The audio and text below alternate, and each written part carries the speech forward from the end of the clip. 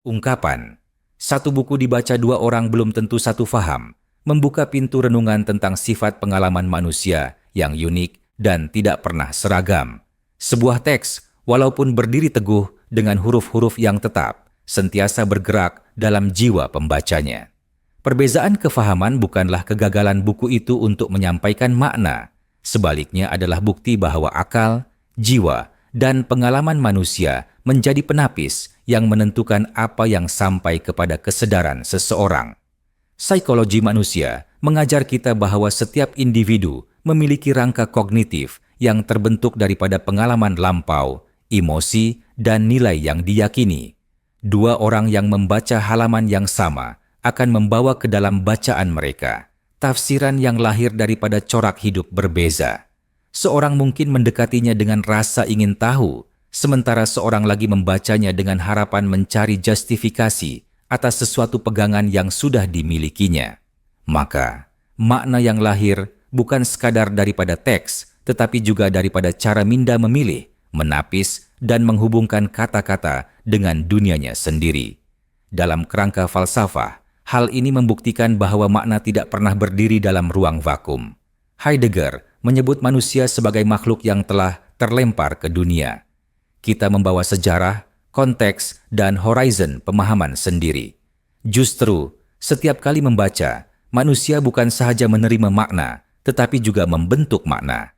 Inilah yang menjadikan satu teks mampu melahirkan tafsiran yang bertentangan, malah kadangkala saling berlawanan. Perbezaan itu tidak harus dianggap sebagai kelemahan, karena disitulah terbuka ruang dialog dan percambahan wacana. Dari sudut spiritual pula, perbezaan kefahaman mendedahkan kerendahan hati manusia di hadapan ilmu. Buku boleh dianggap seperti cermin, tetapi cermin itu tidak memantulkan wajah yang sama kepada semua orang.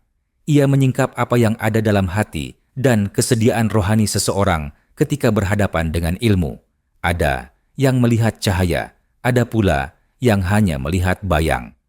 Perbezaan tafsiran bukan semata-mata soal kecerdikan, tetapi juga soal kesucian niat, kedalaman renungan, dan keterbukaan jiwa.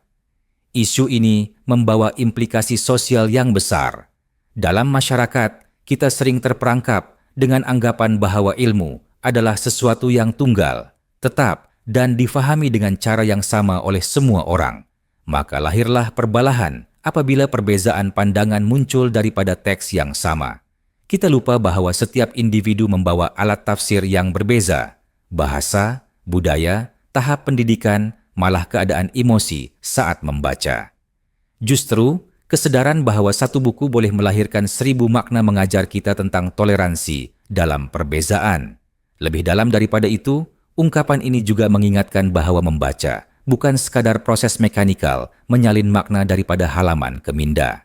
Membaca adalah sebuah dialog senyap antara penulis dan pembaca, antara teks dan diri. Ia memerlukan kecerdasan intelektual untuk memahami logik dan kebijaksanaan batin untuk menangkap isyarat halus yang tersirat. Tanpa dua dimensi ini, pembacaan hanya tinggal sebagai hafalan, bukan pemahaman. Akhirnya, kita sampai kepada kesadaran bahwa buku hanyalah pintu, bukan destinasi. Dua orang boleh membuka pintu yang sama, tetapi apa yang mereka lihat di dalam ruang itu bergantung pada mata yang memandang. Maka, tanggung jawab kita sebagai manusia yang mencari makna bukanlah memaksa orang lain melihat sebagaimana kita melihat, tetapi menumbuhkan kesediaan untuk berkongsi cahaya tanpa menafikan bayang yang mungkin hadir dalam pandangan orang lain. Dengan itu, buku tidak lagi menjadi dinding yang memisahkan, tetapi jambatan yang menyambungkan manusia melalui perbezaan tafsir yang memperkaya. Justru, saya ingin menjemput tuan-puan agar membaca. Baca apa kalau duduk di dalam gua? Sudahlah gelap lagi selingkuh sama gelita, sedangkan kitab lengkapnya masih belum, hanya Iqra sebagai pembuka kata. Sekali lagi, baca apa? Sebelum kalian dituduh buta huruf.